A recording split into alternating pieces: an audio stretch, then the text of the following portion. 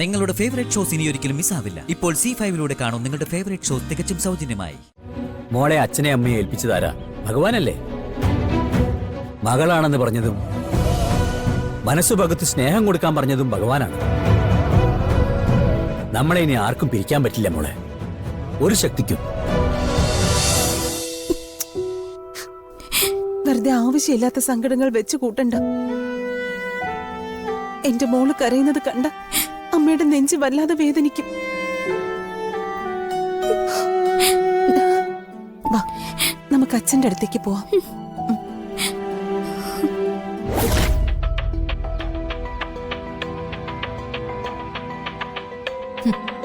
വളർത്തമ്മയും മോളും തമ്മിലുള്ള ബന്ധം ചെറുതൊന്നുമല്ല, പൊട്ടിച്ചെടുക്കാൻ ബുദ്ധിമുട്ടാ. പക്ഷേ എത്ര കഠിനമായാലും വേർപെടുത്തിയല്ലേ പറ്റൂ.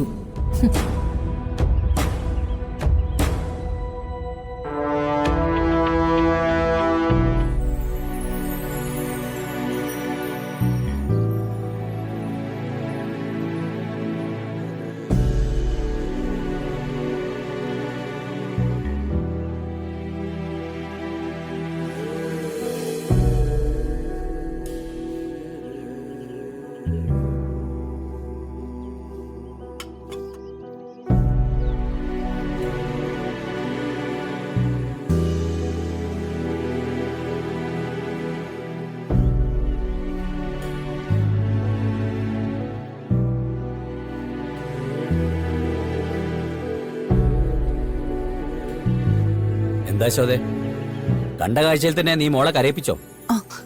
ഞാൻ കരയിച്ചതൊന്നുമല്ല. എന്തൊക്കെയോ സ്വപ്നങ്ങൾ കണ്ടു എന്ന് പറഞ്ഞിട്ട് മോള് തന്നെയാ കരഞ്ഞ്. എന്ത് സ്വപ്ന അത്? അത് എന്താ അമ്മയും മോളും കൂടി ഒരു ഒളിച്ചു കളി? പറയും മോളെ. ആരോ മോളെ തേടി വരുന്നു, അവകാശം പറയുന്നു, നമ്മുടെ അടുത്തു നിന്നും പിടിച്ചോണ്ട് പോവാൻ ശ്രമിക്കുന്നു.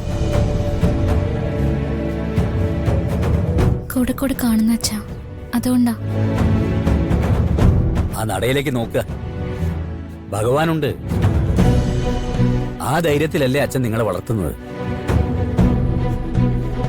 നമുക്ക് വേദന ഉണ്ടാക്കുന്ന ഒരു കാര്യം ഭഗവാൻ ചെയ്യോ? മോളെ അച്ഛനെ അമ്മയെ ഏൽപ്പിച്ചതാരാ? ഭഗവാനല്ലേ? മകളാണെന്ന് പറഞ്ഞതും മനസ്സു പകുത്ത് സ്നേഹം കൊടുക്കാൻ പറഞ്ഞതും ഭഗവാനാണ്. നമ്മളെ ഇനി ആർക്കും പിരിക്കാൻ പറ്റില്ല മോളെ, ഒരു ശക്തിക്കും. അതുപോട്ടെ, എങ്ങനെ നടക്കുന്നു സൂര്യയുടെ ചികിത്സയൊക്കെ? ഏട്ടന് നല്ല മാറ്റമുണ്ട് അച്ഛാ, പ്രത്യേകിച്ച് ഏട്ടന്റെ മനസ്സിന്. ഇപ്പൊ എന്താന്നറിയോ, ഏട്ടൻ എപ്പോഴും നല്ല നല്ല കാര്യങ്ങൾ പറയും, പ്രതീക്ഷയോടെ സംസാരിക്കുകയും ചെയ്യും. മുൻപ് അങ്ങനെയൊന്നും ആയിരുന്നില്ലല്ലോ. എല്ലാം അവസാനിച്ചു എന്നുള്ള ഭാവത്തിലൊരു ഇരിപ്പായിരുന്നില്ലേ? ഇപ്പൊ അതൊക്കെ മാറി, ശരിക്കും മാറി. മാറും മോളെ, എല്ലാം ശരിയാവും. ആ, മോള് പറഞ്ഞ പ്രത്യേക പൂജകളൊക്കെ അച്ഛൻ ചെയ്യുന്നുണ്ട്. ദിവസവും അത് തുടരുകയും ചെയ്യുന്നുണ്ട്. പിന്നെ ചികിത്സിക്കാൻ വന്ന വൈദ്യുതി നിസ്സാരക്കാരനല്ലല്ലോ. ചുറ്റും നിൽക്കുന്ന നിങ്ങളെല്ലാവരും ചെയ്യേണ്ടത് സൂര്യക്ക് നല്ലൊരു മാനസികാന്തരീക്ഷം ഉണ്ടാക്കി കൊടുക്കുക എന്നുള്ളതാണ്.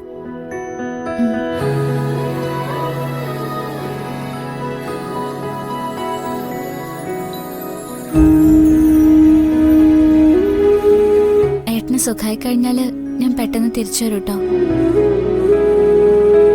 കണിമംഗലത്തിന്റെ പ്രൗഢിയല്ല, ആറ്റുശ്ശേരിയിലെ പവിത്രതയാ എന്റെ മനസ്സിന് ചേരുക. അതൊരു നല്ല കാര്യമാണ്. പക്ഷേ ഇപ്പൊ മോൾ അവിടെ നിൽക്കുന്നോണ്ട് അച്ഛന് വേറൊരു സമാധാനം കൂടിയുണ്ട്, പ്രിയങ്കയുടെ കാര്യത്തില്.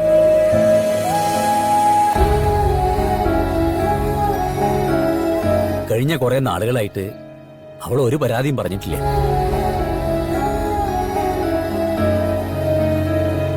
അവളെക്കുറിച്ച് ആരും ഒരു പരാതി പറഞ്ഞ് കേട്ടതുമില്ല. അടുക്കും ചിട്ടയുള്ള ഒരു ജീവിതം മനസ്സിലാക്കി കൊടുക്കാൻ എന്റെ മോൾ അവളുടെ കൂടെ ഉണ്ടാവും, നല്ലതാ.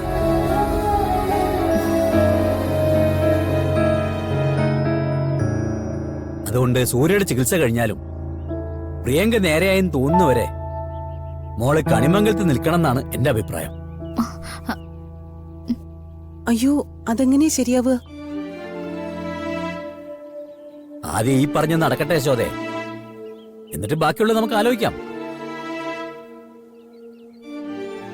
അച്ഛ, ഞാൻ ഭഗവാൻ ശർത്തൻ മാല കെട്ടിക്കൊണ്ട് വരട്ടെ? കുറെ നാളായില്ലേ ചെയ്തിട്ട്? ഓ, ചെയ്തോളൂ.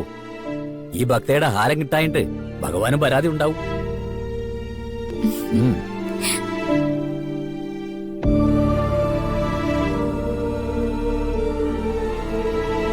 അതെ, സൂര്യയുടെ അസുഖം മാറിയാൽ ഉടൻ തന്നെ അവൾ ഇങ്ങ് പോന്നോട്ടെ.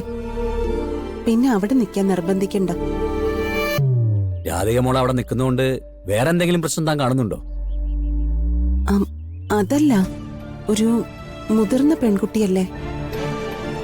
എന്താണ്, മറ്റുള്ള അച്ഛനമ്മമാര് മക്കളെ വിശ്വസിക്കുന്ന പോലെ അല്ലല്ലോ. എന്റെയും തന്റെയും വിശ്വാസത്തിന്റെ താക്കോലല്ലേ അവള്. അവളുടെ ഭാഗത്തുനിന്ന് ഒരു തെറ്റും വരില്ല. എന്റെ മോളാ അവള്. തന്തയും തള്ളയും മോളും കൂടി അങ്ങ് സ്നേഹിച്ച് മത്സരിക്കാം. ഇവറ്റകൾക്കൊന്നും വേറെ പണിയില്ലേ?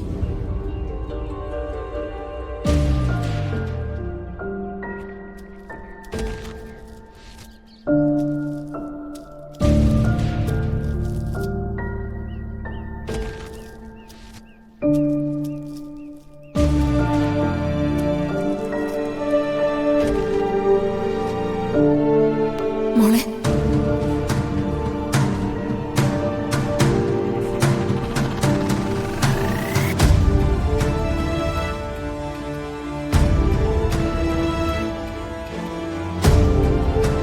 ഇന്ന് എന്റെ മോള് ജനിച്ച ദിവസം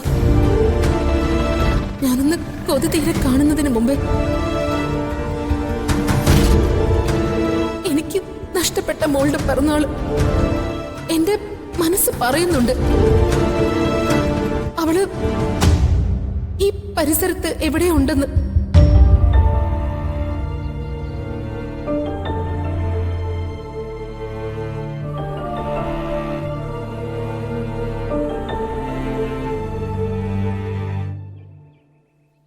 എന്താ?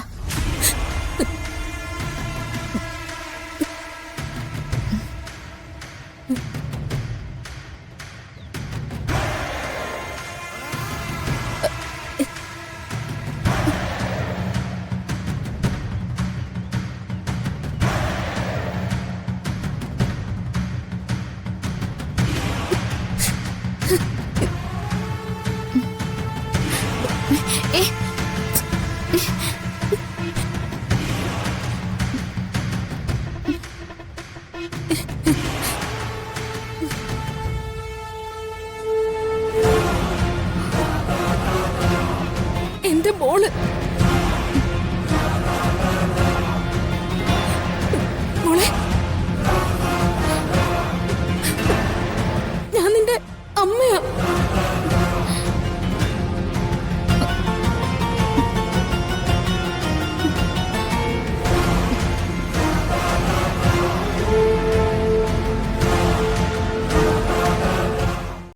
ഡൗൺലോഡ് ചെയ്യൂ C5 ആപ്പ്. കാണൂ എല്ലാ എപ്പിസോഡുകളും സൗജന്യമായി.